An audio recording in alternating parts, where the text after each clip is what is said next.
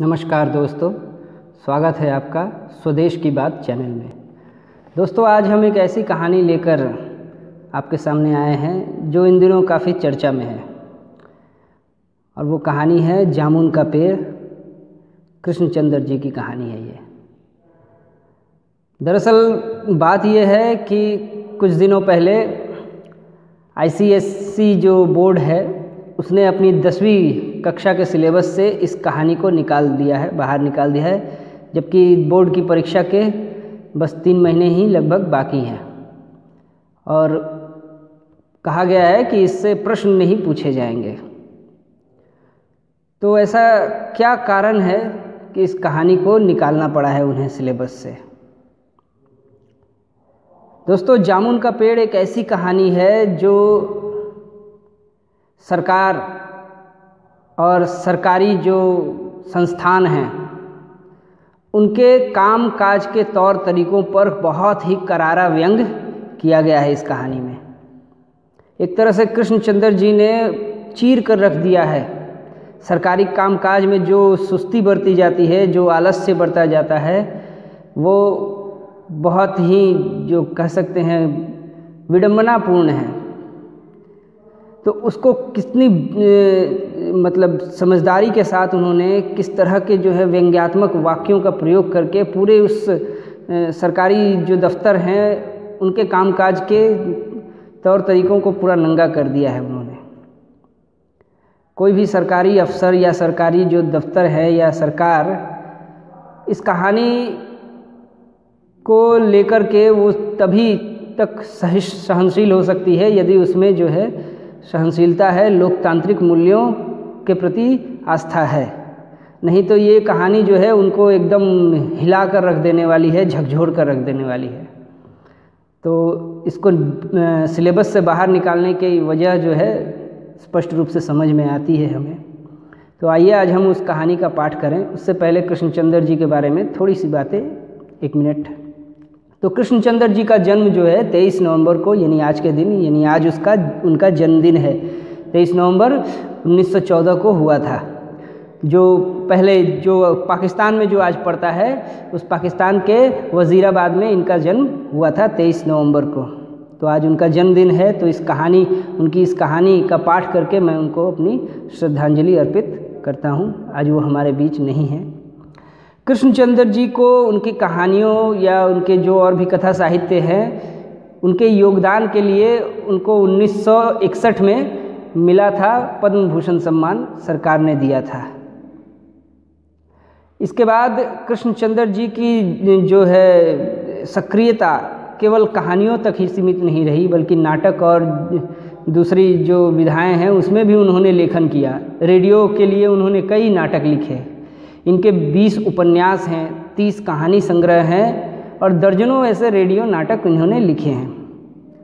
तो आज हम पढ़ेंगे इनकी कहानी जामुन का पेड़। मैं उसका पाठ करूंगा। आशा करता हूं आपको ये पाठ पसंद आएगा। तो चलिए शुरू करते हैं। जामुन का पेड़। कृष्णचंद्र। रात को बड़े जोर का अंधड़ चला। सेक्रेटेरिएट के लॉन में जामुन का एक पेड़ गिर पड़ा। सुबह जब माली ने देखा तो उसे मालूम हुआ कि पेड़ के नीचे एक आदमी दबा पड़ा है। माली दौड़ा दौड़ा चपरासी के पास गया। चपरासी दौड़ा दौड़ा क्लर्क के पास गया और क्लर्क दौड़ा दौड़ा सुपरिंटेंडेंट के पास गया। सुपरिंटेंडेंट दौड़ा दौड़ा बाहर लॉन में आया। मिनटों में ही गिरे हुए पेड़ के नीचे दबे पड़े आदमी के इर्द गिर्द मजमा इकट्ठा हो गया। मजमा यानी भीड़ इकट्ठी हो गई। बेचारा जामुन का पेड़ कितना फलदार था, एक क्लर्क बोला। इसकी जामुन कितनी रसीली होती थी, दूसरा क्लर्क बोला। मैं फलों के मौसम में झोली भर के ले जाता था। मेरे बच्चे इसकी जामुनें कितनी खुशी से खाते थे। तीसरे क्लर्क का यह कहते हुए गला भर आया। मगर यह आदमी? माली ने पेड़ के नीचे दबे आदमी की तरफ इशारा किया। हाँ, यह आदमी। सुपरिंटेंडेंट सोच में पड़ गया। पता नहीं जिंदा है कि मर गया। एक चपरासी ने पूछा।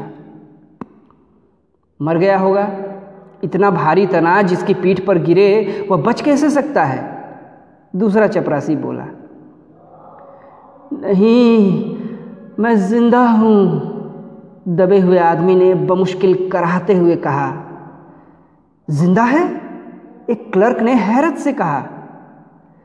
पेड़ को हटाकर इसे निकाल लेना चाहिए, माली ने मशविरा दिया, सलाह दी। मुश्किल मालूम होता है, एक काहिल और मोटा चपरासी बोला। पेड़ का तना बहुत भारी और वजनी है।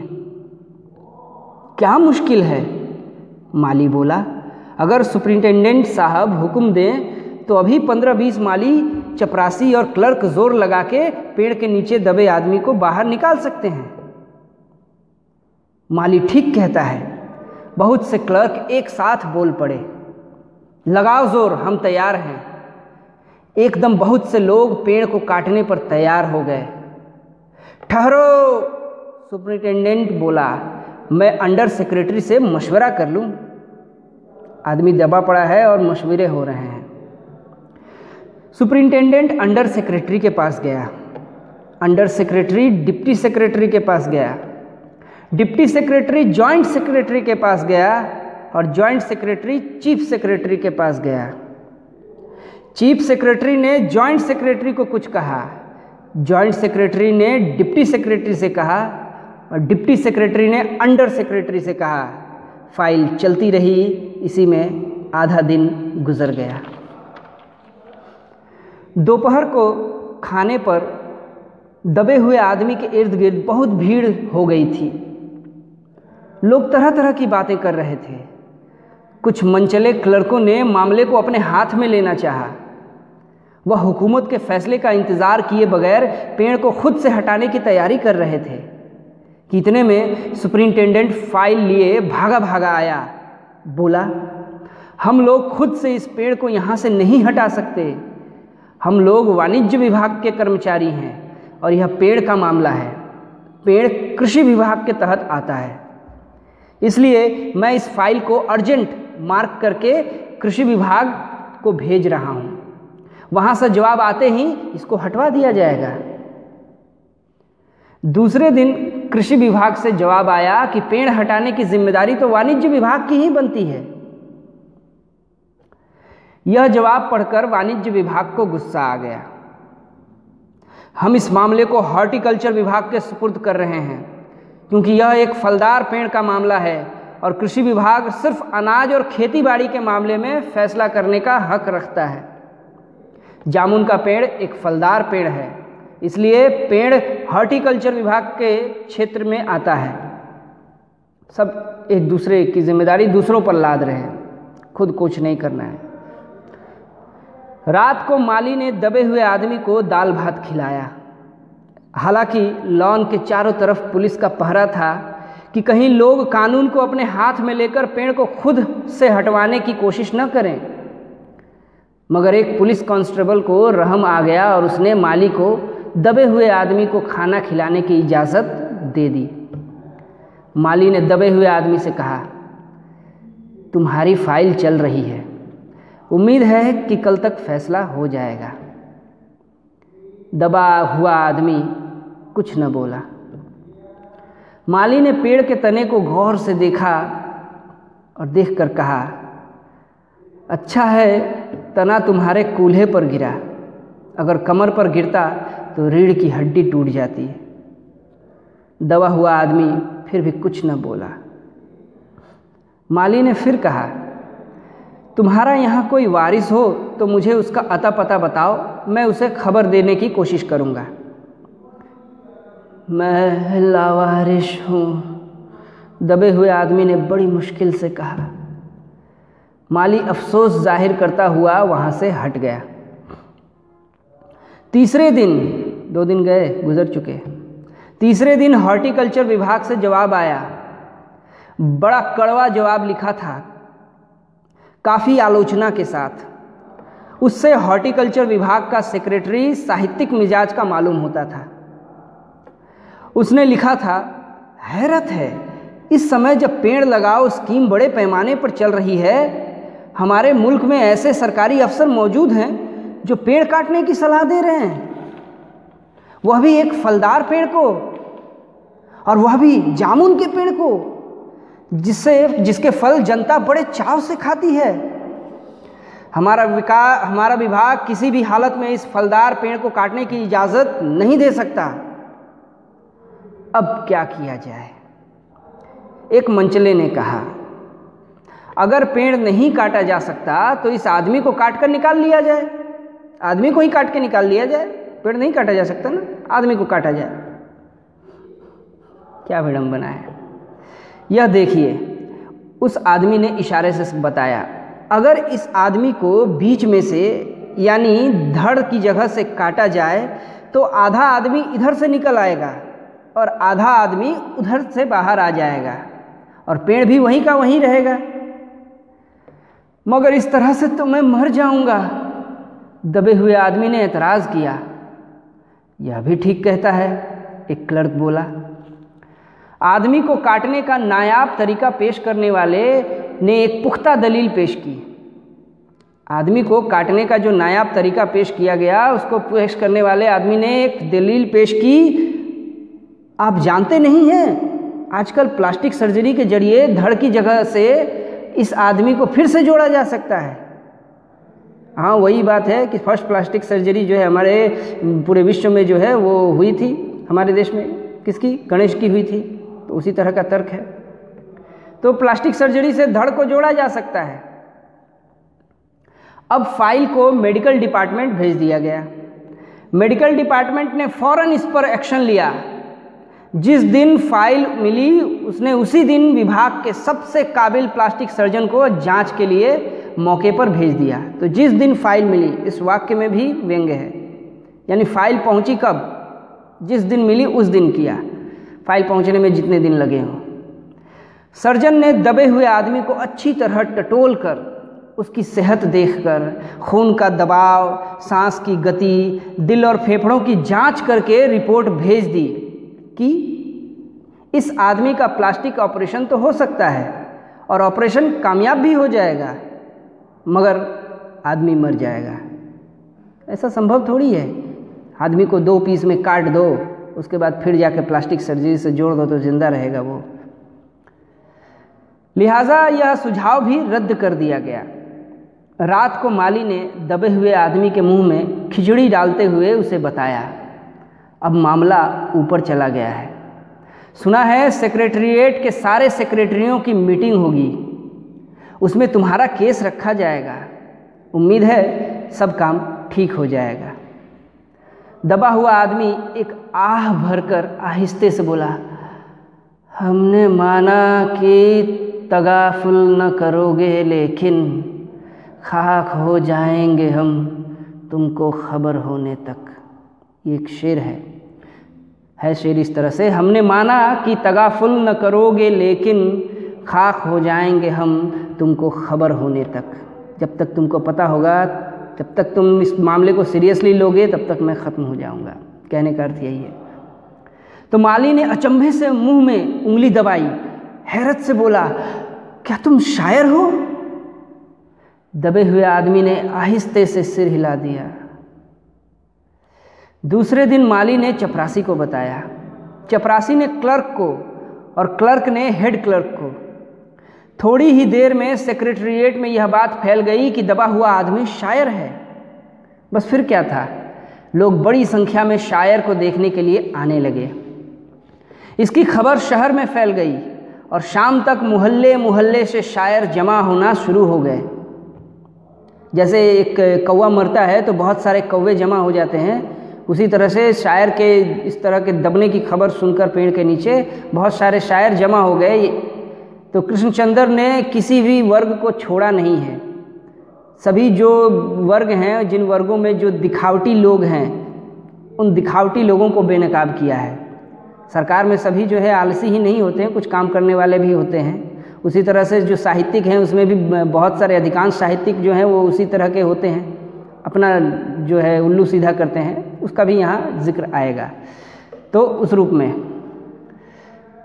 तो जमा होना शुरू हो गए सेक्रेटरिएट का लॉन भांति भांति के शायरों से भर गया, भांति भांति के शायर, डिफरेंट टाइप्स ऑफ शायर।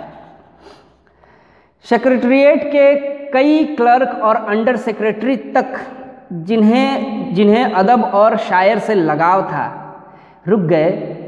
कुछ शायर दबे हुए आदमी को अपनी गज़लें सुनाने लगे। आदमी दबा पड़ा है पेड़ के नीचे, उसको अपनी गज़ल सुना रहे हैं, शायरी सुना रहे हैं। कई क्लर्क अपनी गज़लों पर उससे सलाह मशवरा मांगने लगे, परामर्श मांगने लगे। जब ये पता चला कि दबा हुआ आदमी शायर है तो सेक्रेटरिएट की सब कमेटी ने फैसला किया कि चूंकि दबा हुआ आदमी एक शायर है, लिहाजा इस फाइल का ताल्लुक न तो कृषि विभाग से है और न ही हॉर्टिकल्चर विभाग से, बल्कि सिर्फ संस्कृति विभाग से है। यानी शायर को देखना, कवियों को, साहित्यकारों की जिम्मेदारी जो है वो संस्कृति विभाग की है, बाकी सब बेकार, उन लोगों की जिम्मेदारी नहीं है। सब अपनी जिम्मेदारी से पल्ला झाड़ते हैं। अब संस्कृति विभाग से गुजारिश की गई कि वह जल्द से जल्द इस मामले में फैसला करे और इस बदनसीब शायर को इस पेड़ के नीचे से रिहाई दिलवाई जाए। फाइल संस्कृति विभाग के अलग अलग सेक्शनों से होती हुई साहित्य अकादमी के सचिव के पास पहुंची। साहित्य अकादमी को भी लपेटे में लिया है कृष्णचंद्र जी ने। बेचारा सचिव उसी वक्त अपनी गाड़ी में सवार होकर सेक्रेटरिएट पहुंचा और दबे हुए आदमी का इंटरव्यू लेने लगा। तुम शायर हो? उसने पूछा। जी हाँ, दबे हुए आदमी ने जवाब दिया। क्या तखल्लुस रखते हो, यानी तुम्हारा सब टाइटल, निक नेम क्या है, किस नाम से लिखते हो? तो उसने कहा अवश। अवश?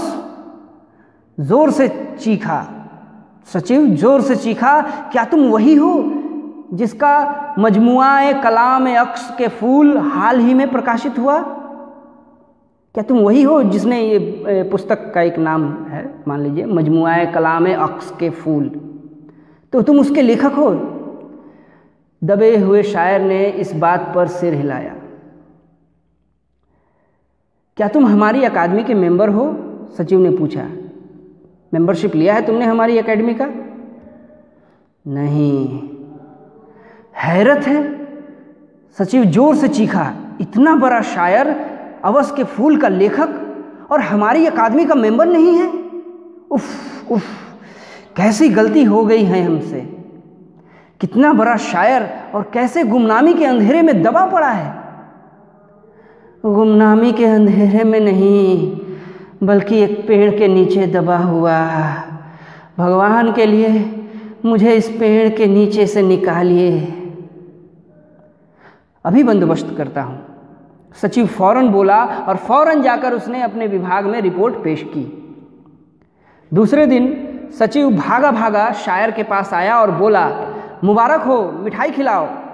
हमारी सरकारी अकादमी ने तुम्हारी अपनी साहित्यिक समिति का सदस्य तुम्हें चुन लिया है। ये लो ऑर्डर की कॉपी। तो साहित्य अकादमी का मेंबर चुना गया। इस पर मुबारकबाद दिया जा रहा है, मिठाई खिलाने के लिए कहा जा रहा है एक दबे हुए आदमी से जो कभी भी मर सकता है। तो अब कहता है वो आदमी दबा हुआ, मगर मुझे इस पेड़ के नीचे से तो निकालो। दबे हुए आदमी ने कराह कर कहा। उसकी सांस बड़ी मुश्किल से चल रही थी और उसकी आंखों से मालूम होता था कि वह बहुत कष्ट में है। यह हम नहीं कर सकते, सचिव ने कहा, यह हम नहीं कर सकते। जो हम कर सकते थे वह हमने कर दिया है। बल्कि हम तो यहाँ तक कर सकते हैं कि अगर तुम मर जाओ तो तुम्हारी बीवी को पेंशन दिला सकते हैं। अगर तुम आवेदन दो तो हम यह भी कर सकते हैं। अगर एप्लीकेशन दोगे तो हम ये भी कर सकते हैं। मैं अभी जिंदा हूँ, शायर रुक रुक कर बोला, मुझे जिंदा रखो। मुसीबत यह है, सरकारी आदमी का सचिव हाथ मलते हुए बोला, हमारा विभाग सिर्फ संस्कृति से ताल्लुक रखता है।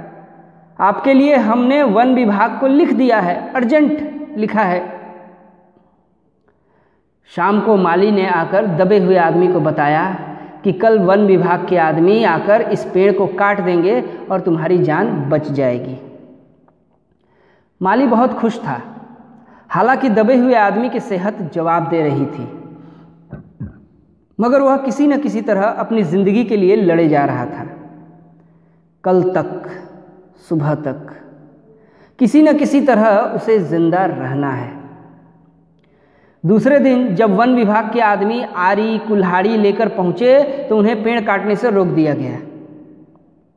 मालूम हुआ कि विदेश मंत्रालय से हुक्म आया है। विदेश मंत्रालय भी लपेटे में आ गया। विदेश मंत्रालय से हुक्म आया है कि इस पेड़ को न काटा जाए। क्यों भाई? वजह यह थी कि इस पेड़ को 10 साल पहले पिटोनिया के प्रधानमंत्री ने सेक्रेटेरिएट के लॉन में लगाया था। अब यह पेड़ अगर काटा गया तो इस बात का पूरा अंदेशा था कि पिटोनिया सरकार से हमारे संबंध हमेशा के लिए बिगड़ जाएंगे।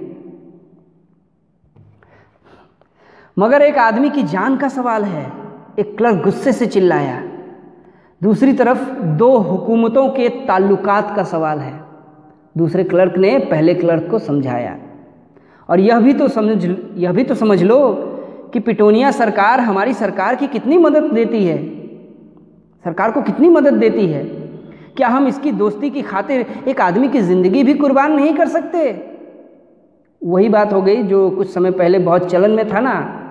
अरे तुम इस चीज़ को लेकर के पड़े हो, उधर हमारे जवान सियाचिन पर लड़ रहे हैं। यानी सभी चीज़ों पर खामोशी छा जाए, ताला लग जाए, सारे मुंह बंद हो जाए, आलोचनाएं न हो। तो कि कुर्बान नहीं कर सकते, शायर को मर जाना चाहिए। बिल्कुल, लोग अब कहने लगे कि अब शायर को मर ही जाना चाहिए, अब कोई उम्मीद नहीं है। अंडर सेक्रेटरी ने सुपरिंटेंडेंट को बताया, आज सुबह प्रधानमंत्री दौरे से वापस आ गए हैं। आज 4 बजे विदेश मंत्रालय इस पेड़ की फाइल उनके सामने पेश करेगा। वो जो भी फैसला देंगे वही सबको मंजूर होगा। शाम 4 बजे खुद सुपरिंटेंडेंट शायर की फाइल लेकर उसके पास आया। सुनते हो? आते ही खुशी से फाइल लहराते हुए चिल्लाया, प्रधानमंत्री ने पेड़ को काटने का हुक्म दे दिया है और इस मामले की सारी अंतर्राष्ट्रीय जिम्मेदारी अपने सिर पर ले ली है। कल यह पेड़ काट दिया जाएगा और तुम इस मुसीबत से छुटकारा पा जाओगे। सुनते हो? आज तुम्हारी फाइल मुकम्मल हो गई, कंप्लीट हो गई। सुपरिंटेंडेंट ने शायर के बाजू को हिलाकर कहा, मगर शायर का हाथ सर्द था, ठंडा था। आंखों की पुतलियां बेजान थी और चींटियों की एक लंबी कतार उसके मुंह में जा रही थी। उसकी ज़िंदगी की फाइल मुकम्मल हो चुकी थी, मर गया था वो। तो ये है, अब आप अच्छे से समझ सकते हैं कि इस कहानी को निकालने की वजह क्या रही होगी। ये ऐसी कहानी है जिसको हर स्कूल में पढ़ाया जाना चाहिए। सिर्फ भारत ही नहीं बल्कि दुनिया भर के हर स्कूल में इस तरह की कहानी पढ़ाई जानी चाहिए, जो सरकार और सरकारी विभागों के कामकाज के जो आलसीपना है जो उसका जो रवैया है उस पर करारा व्यंग करती हो। इससे लोकतंत्र की रक्षा होती है। सरकार की भी आलोचना करनी चाहिए ताकि सरकार जो है निरंकुश न हो, और जो निरंकुश सरकार होगी वो आलोचना बर्दाश्त नहीं करेगी, आलोचना करने वाले को दबाएगी, कुचलेगी, ख़त्म कर देगी। आज की वीडियो में इतना ही। मिलते हैं अगली वीडियो में किसी और कहानी के साथ। धन्यवाद।